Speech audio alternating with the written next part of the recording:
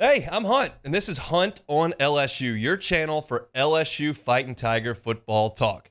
Enjoy the video. We want you to leave a comment below, hit that like button, and subscribe right below the video. Enjoy. It should be, hopefully will be, a really exciting, I guess from now, like 55 hours for LSU football as far as recruiting goes, based on what the experts, the guys that we lean on for recruiting information, are telling us as far as July 4th and July 5th. It's possible, and some may say even likely, that LSU will come up with 3 defensive line commits over this 4th of July long weekend, and that would be a very, very welcome sight. We all understand where LSU is on the defensive line right now, and the only way to fix it is to go get dudes, and you go get dudes from the high school ranks, and you go get dudes from the transfer portal. It's too late to do that for this coming football season. They're going to have to play with what they've got, and they've got a lot of numbers. They've just got to make it work, and that's Bo Davis's first job here in Baton Rouge. But job 1A is to go continue to restock the shelves, and he's certainly making every effort to do that. This first commitment date on July 4th and this prospective commitment to LSU is a name that I don't think you're going to have a lot of hard time remembering. Zion Williams, not Williamson, but Zion Williams is a 6'4", 330-pound defensive lineman from Lufkin, Texas. Lufkin is basically between Shreveport and Houston in East Texas, and he is announcing his commitment tomorrow. Big dude, interior defensive lineman.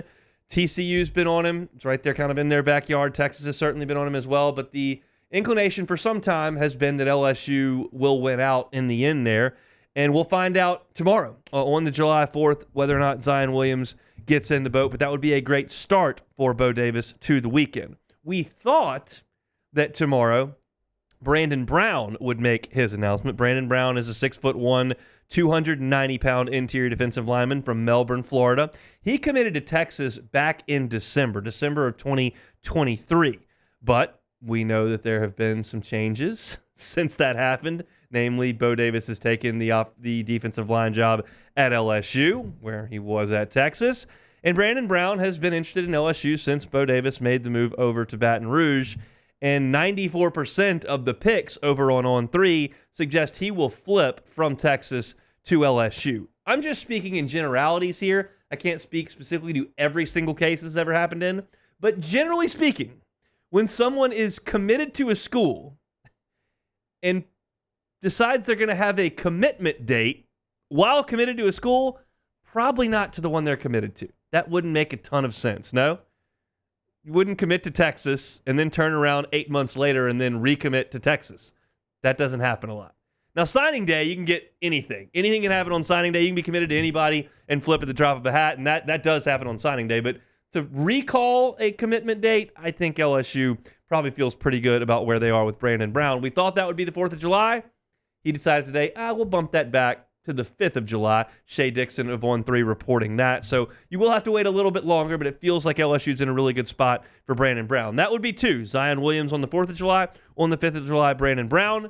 There's another announcement set to come on the 5th of July, and that is Damen Shanklin, who is a 6'5", 235-pound edge defender from up in Indianapolis, Indiana. He's also a 4-star. He's the number 1 player in the state of Indiana.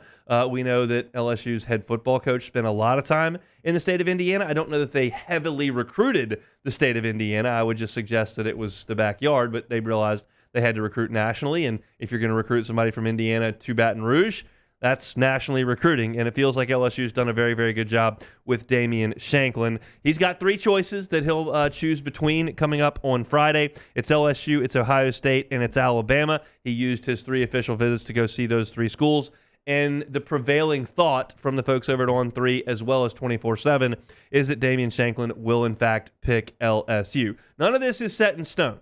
We understand that things do happen at the 11th hour, both prior to commitments and on National Signing Day. That's the nature of recruiting. That was the case pre-NIL. It's certainly the case post-NIL. But the thought from those who cover recruiting is that LSU will land all 3 of these defensive linemen. They would add these 3 guys to Jesse Harold, a 4-star edge from the Tampa area, and that would give them 4 very highly thought of defensive linemen, 2 on the interior in Zion Williams and Brandon Brown, who were 330 pounds and 290 pounds respectively, and then 2 on the edge with Damen Shanklin, who's 235, and Jesse Harold, who's in the 225, 235 range as well. This is vital to the health of the football program. You've got to be able to win in the trenches. This is as cliche as it gets. It is not breaking news. I'm not the first person to say it. I'm not the 4,000th person to say it. I'm the millionth person to say it, but it doesn't make it any less true. And I have concerns about LSU at the line of scrimmage this year, honestly, on both sides of the ball. And you would sit back and go, wait a second. The offensive line, the best one in the country, they can pass block like crazy. My question is, will they be able to dominate at the line of scrimmage in the running game? Because that's vital.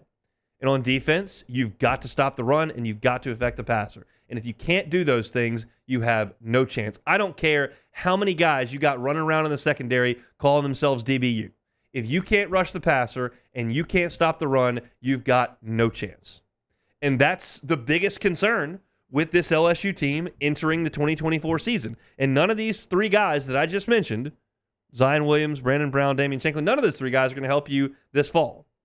But that's my concern about this fall, is that if you can't stop the run and teams are constantly in 2nd and 4 and constantly in 3rd and 2 and constantly converting 3rd and 2, and then you can't affect the passer, and guys, when you do get them to 3rd and 8, have a lot of time to sit back there and throw, you have no chance. Last year, LSU could not stop the run and could not affect the passer. They got no pass rush, and they couldn't win the point of attack, and they gave up 1 billion points. It was slightly under 1 billion, but it was bordering on 1 billion.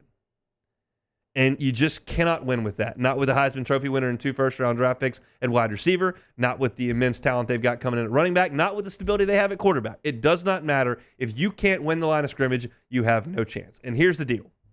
LSU went out 3 years ago and found Brad Davis and brought him in to be the offensive line coach. And the offensive line was in shambles. And right now, many people out there suggest that LSU's offensive line is the best in the country. That's the transformation that went on with a great position coach at the helm. We all feel like Bo Davis is in that category as well on the defensive side.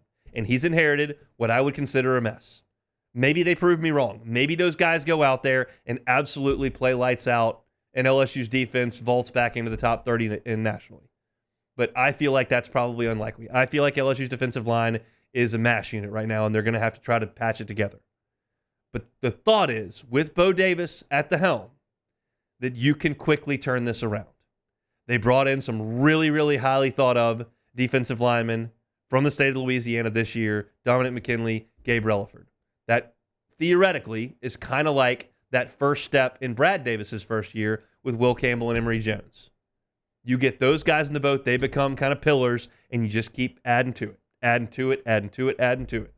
And hopefully you can add these 3 guys over the next 2 days to Jesse Harold, to Dominic McKinley, to Gabe Relaford, and all of a sudden you start to fortify that defensive front and get back to playing the type of football that LSU has played with its great teams. I don't have to tell you.